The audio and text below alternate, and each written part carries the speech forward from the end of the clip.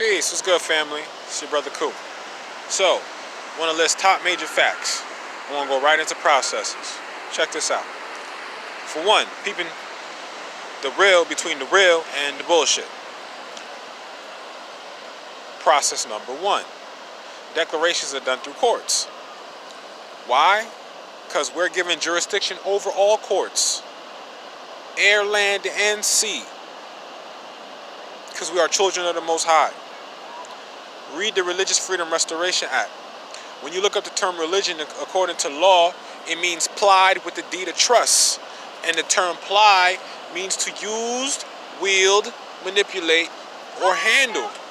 So your ability to maintain your estate and operate and function through your trust is your religion.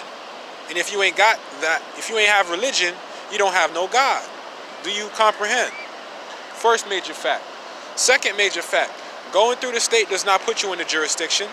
Going through the state substantiates, affirms, makes concrete your jurisdiction, your truth, the laws that apply to you. Because if you have laws that apply to you, then it is your duty to make sure it is known through the proper channels. And sending affidavits, okay, certified mail, with just a return receipt and expecting that that is going to trigger or authorize a chain of events to take place to where all of a sudden now every public official in the entire state is supposed to be aware of it. That is a lie. The truth is every country has a court, and every country has a court for a reason. A court is the basic foundation of any society, because we want to be civil. Otherwise, we could just go to war and kill each other over petty shit. But that's not very progressive. Everybody loses in a situation like that. So going through the court does not, I repeat, going through the court does not put you under the jurisdiction of the United States Corporation Company, as long as you are invoking your religious freedoms. Now that we know what religion means, it has nothing to do with dogma. Nothing at all. That is another lie. When you start or when you commence an action in court, it is your jurisdiction. It is your world. You have something that you need to get done. And if you didn't begin the case does not exist. So who else would have authority over that? Okay? I'm just dispelling a couple of things. Going through the court does not put you in the jurisdiction. Taking back control over your estate is your duty and obligation. Because if you are not here, then that birth certificate does not exist. So therefore, even if you want nothing to do with your estate, that's still abandonment. That's like a father who doesn't acknowledge his son. You say you're my son, but I don't want a son. Get out of here. That's what you're doing. That's still dishonor. Even if you don't want to deal with the straw, at least take possession of it and put it on a shelf somewhere so no one else can use it against you. Because as long as you continue to leave it abandoned, you're in dishonor. Another fact.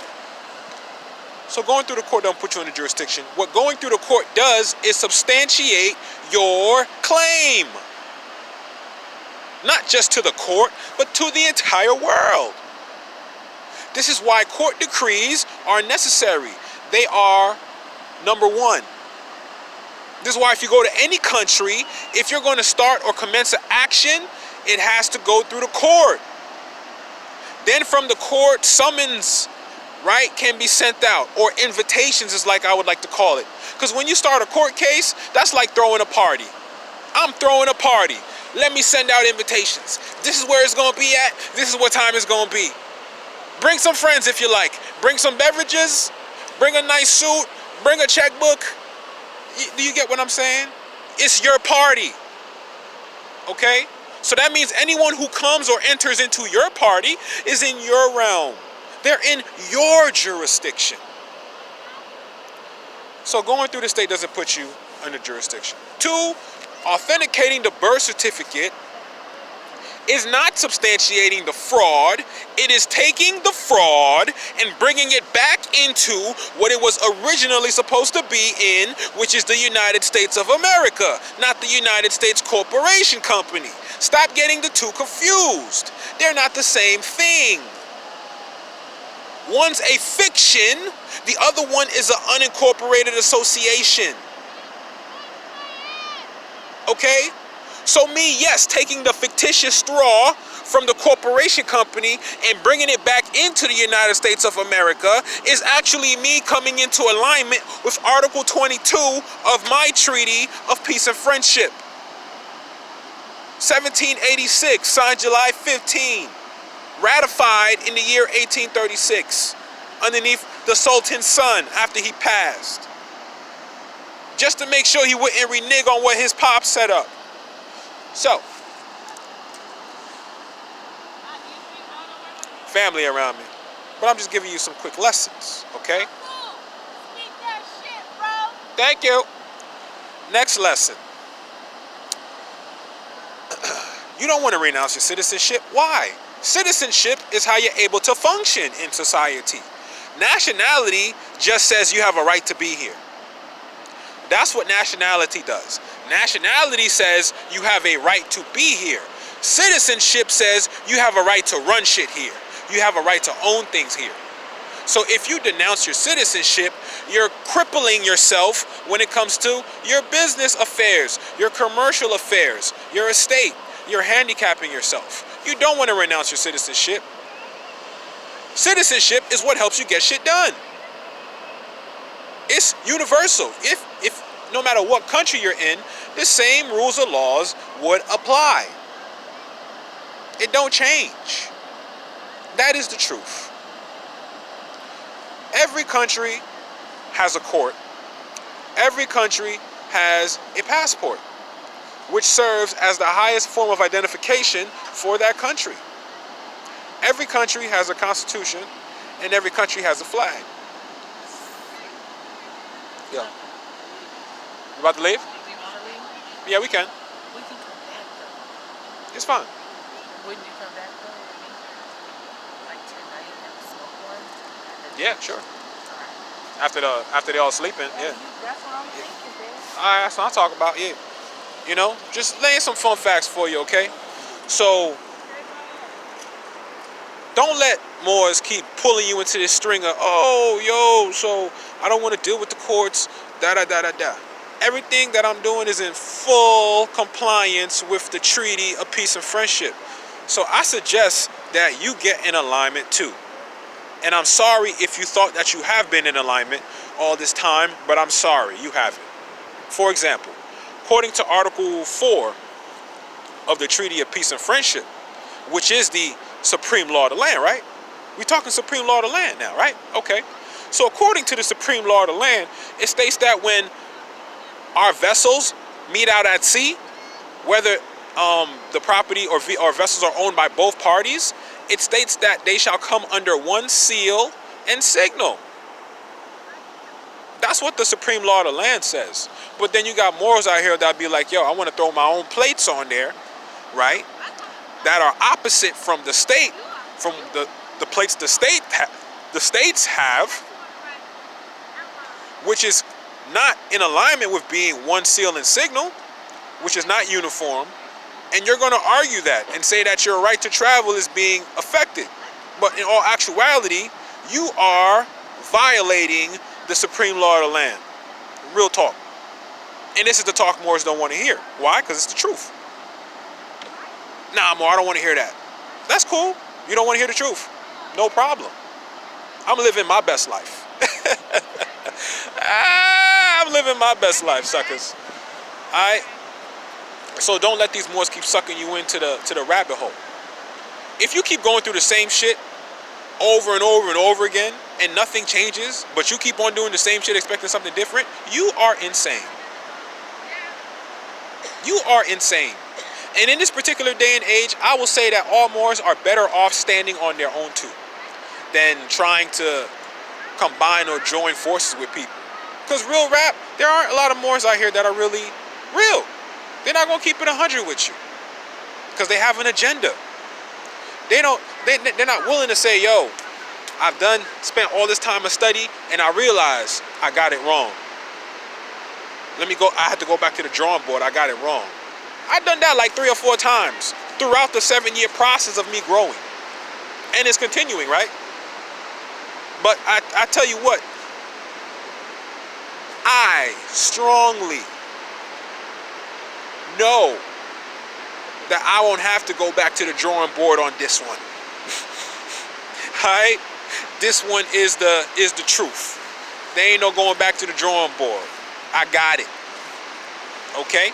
I got it. I got it. And it's all the way good. Stop letting Moors tell you that you got to be afraid of the social. And if anytime you use the social, you're putting yourself underneath the jurisdiction, da-da-da-da-da. But it's like, yo, more. But according to Article 22 of the Supreme Law of the land, it states that my estate, if my consuls are not present,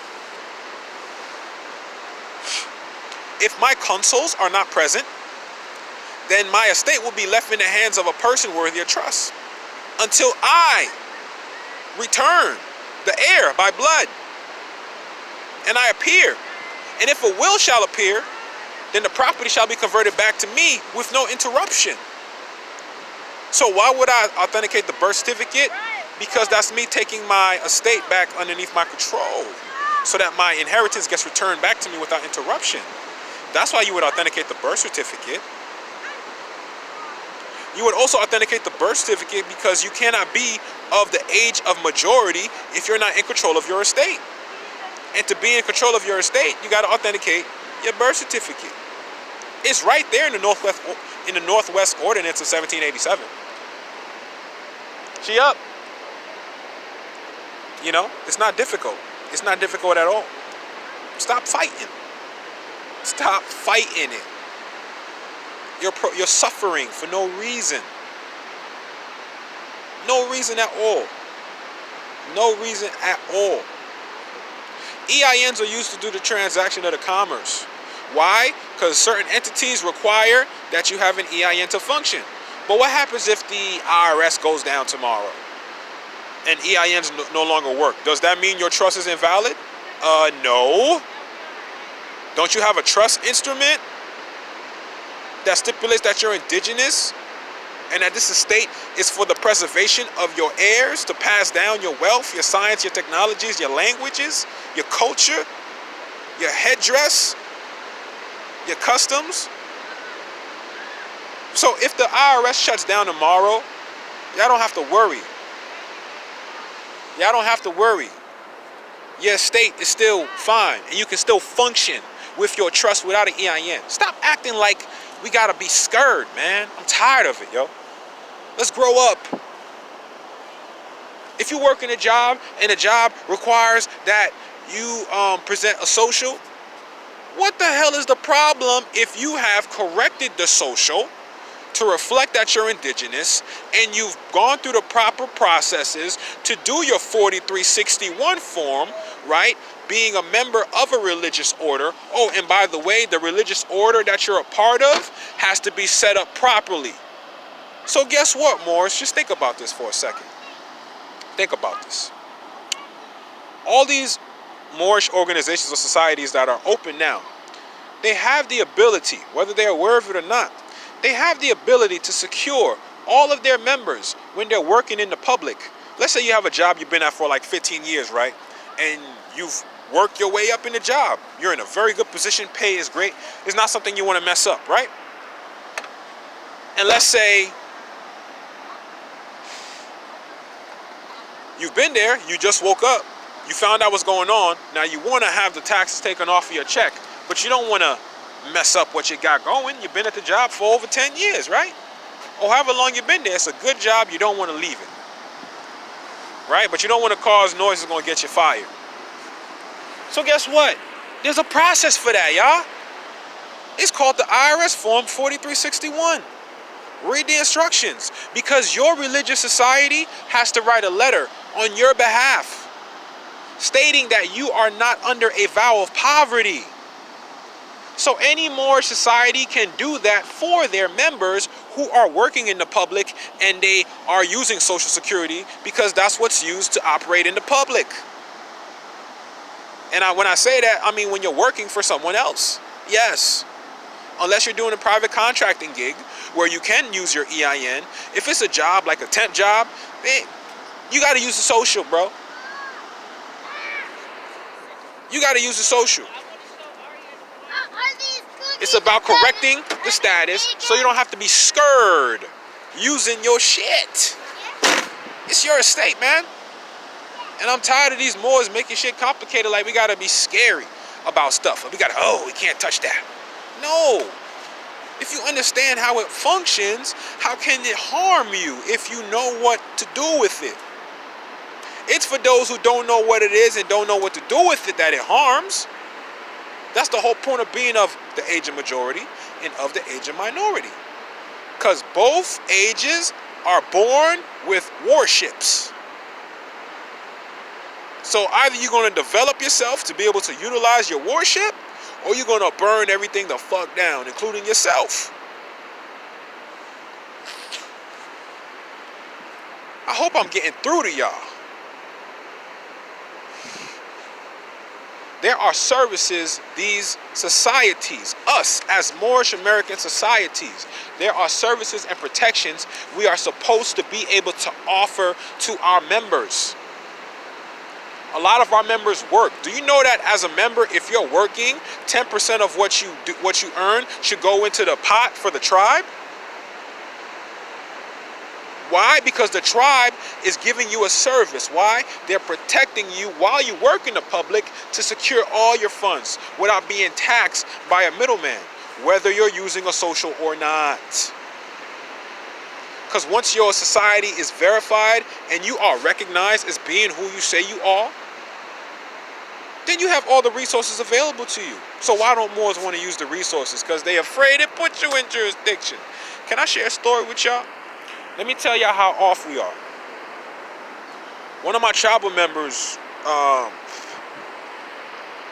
was about, of course now we got all situations resolved because we stopped playing the whole, we don't need to show up to court game, we'll just send paperwork in. No, that don't work when they send their bounty hunters after you, okay? Bounty hunters. If you haven't dealt with bounty hunters, don't talk to me.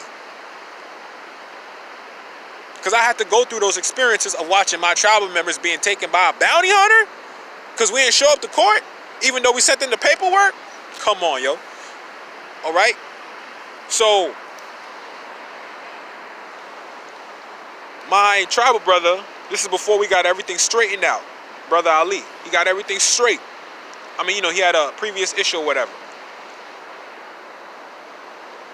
We paid his bail when he got kidnapped, right? We paid the bail.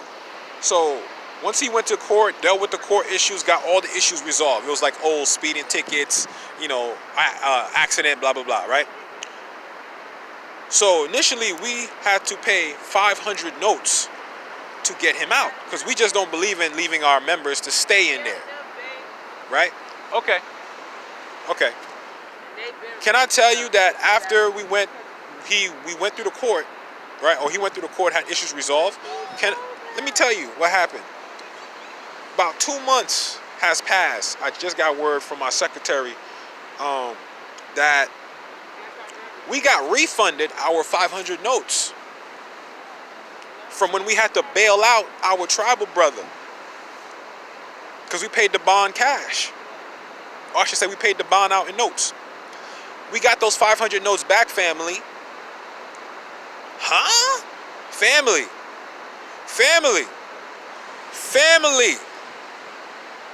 The courts direct deposited 500 notes back into our trust account because my tribal brother went in like a man, handled his business, resolved the issues like a man, and we got our funds back. We got reimbursed our shit. Huh? Think about that. and really consider what these Moors is telling you in this system. Is this system really set for you to fail? Because you know what I'm beginning to realize? Everything has a negative and a positive aspect to it. If you want to focus on the negative aspect of something, that's all you're going to see. That's all you're going to experience. That is all you're going to know. But what happens if you choose to become aware of the negative aspects, but then focus on the positive aspects?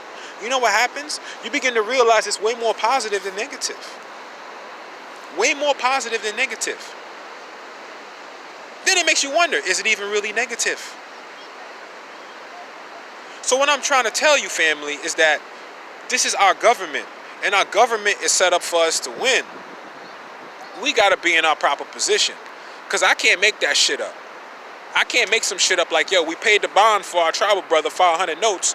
He resolved all the issues, showed up for the court dates, had everything resolved in his proper person, and then we got our 500 notes reimbursed or refunded back to our trust account 2 months later from the court.